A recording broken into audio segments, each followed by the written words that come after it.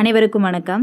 இந்த வீடியோ பதிவு எதுக்கு அப்படின்னா, லாஸ்ட்டாக நான் வந்து ஜிஓ 128 பற்றி ஒரு எக்ஸ்ப்ளனேஷன் கொடுத்துருந்தேன். அது எதுக்கு, எதனால் அந்த ஜிஓ இப்போ பாஸ் பண்ணியிருக்காங்க கவர்மெண்ட் அப்படின்னு சொல்லிட்டு. அதில் வந்து நிறைய பேர் கேட்டிருந்த வந்து, ஏன் 4000 வேக்கன்ட் நீங்கள் சொல்லலை, 2708 மட்டும்தான் சொல்கிறீங்க அப்படின்னு சொல்லி கேட்டிருந்தாங்க.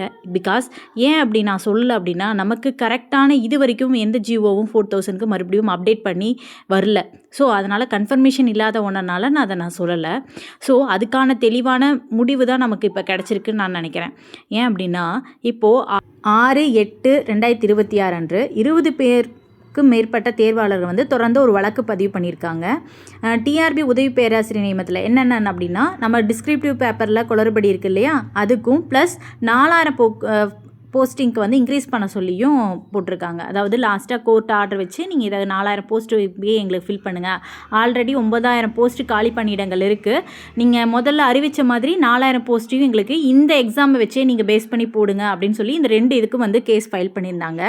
எங்கே அப்படின்னா, சென்னை உயர்நீதிமன்றத்தில் இது விசாரணைக்கு 6/8/2026 வந்துச்சு.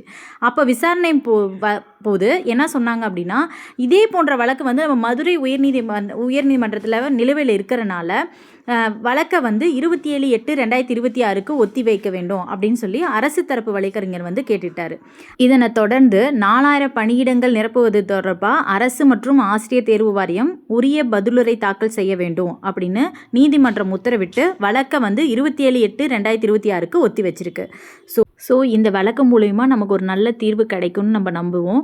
ஓகேங்களா? இது வரைக்கும் 4000 போஸ்ட்டுக்கு காத்துட்ருக்கவங்க, நமக்கு 4000 போஸ்ட் இன்க்ரீஸ் பண்ணால் ரொம்ப எல்லாத்துக்குமே ஒரு நல்லதாக நடக்கும்.